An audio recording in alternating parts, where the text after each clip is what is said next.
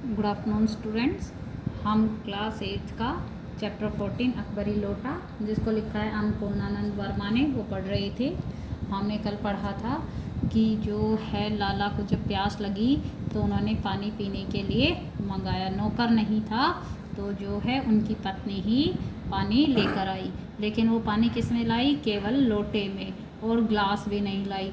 और लोटा भी कौन सा लाया? जो बेढंगी सूरत का था, यानी बेकार सूरत वाला, मुड़ा हुआ, जो लाला जी को बिल्कुल नापसंद था। उन्होंने उस लोटे को ले जरूर लिया, लेकिन बोले कुछ नहीं। अपनी पत्नी का अदब मानते थे, मानना ही चाहिए, इसी को सभ्यता कहते।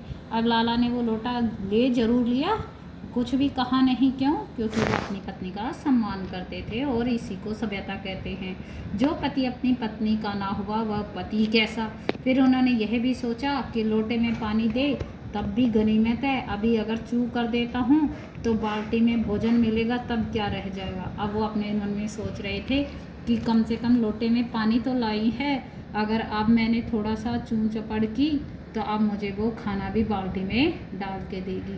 क्योंकि उसने क्या किया था? 250 रुपये मांगे थे, जो कि उसने अभी तक नहीं दिए थे। लाला अपना गुस्सा पीकर पानी पीने लग गए, और उस समय वे छत की मुंडेर के पास ही खड़े हुए थे। मुंडेर मतलब किनारा, यानी वो छत के किनारे पर खड़े हुए थे। जिन बुजुर्गों ने पानी पीने के संबंध में ये नियम बनाए थे कि खड़े खड़े पानी ना पियो, सोते समय पानी ना पियो, दौड़ने के बाद पानी ना पियो, उन्होंने पता नहीं कभी ये नियम बनाया या नहीं कि छत के मुंडेर के पास खड़े होकर पानी ना पियो।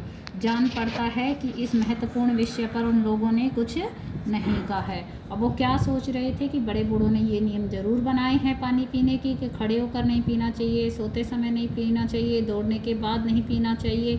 लेकिन अब वो ये सोच रहे थे, ये किसी ने नियम पता नहीं बनाया है कि नहीं कि छत के किनारे पे खड़े होकर पानी नहीं पीना चाहिए। शायद इस बात पर, इस विषय पर उन्होंने कुछ भी नहीं कहा है।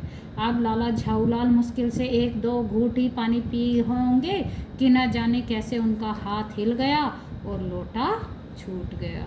अब क्या होता है, जैसे ही लाला जी पानी पी रहे थे तो उन्होंने 1-2 घूंट ही पानी पिया था और उनका हाथ हिल गया, और हाथ हिलने से जो लोटा था छत से नीचे गिर गया। लोटे ने दाएं देखा ना बाएं, वह नीचे गली की ओर चल पड़ा। कहाँ पहुंच गया लोटा? सीधा गली के अंदर। अपने वेग में उल्का को जाता हुआ वह आंखों से ओझल हो गया।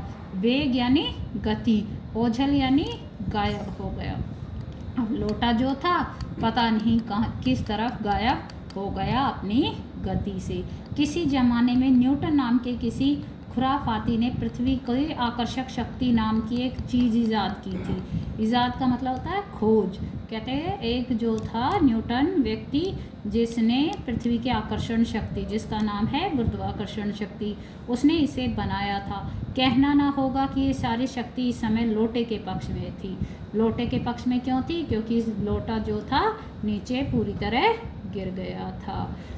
लाला को काटो तो बदन में खून नहीं, ऐसी चलती हुई गति से ऊंचे तिमंजले से भरे हुए लोटे का गिरना हंसी खेल नहीं। यह लोटा न जाने किस अनाधिकारी के झोपड़े पर काशीवास का संदेश लेकर पहुंचेगा।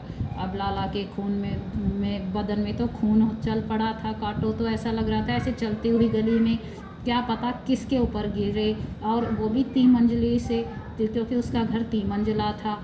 अब पता नहीं किसकी झोपड़ी पर गिरेगा, किसको क्या संदेश देगा, किसके सर पे गिरेगा। कुछ हुआ भी ऐसा ही। गली में जोर का हल्ला उठ गया, गली से कोई चिल्लाने लगा। लाला झाऊलाल जब तक दौड़कर नीचे उतरे, तब तक तो गली में भारी भीड़ उनके आंगन में घुस आई। तो अब किसी न किसी को वो लोटा लग जरूर गया होगा। इसीलिए क्या हुआ, जो लोग थे उसके घर के अंदर आंगन में घुस गए थे।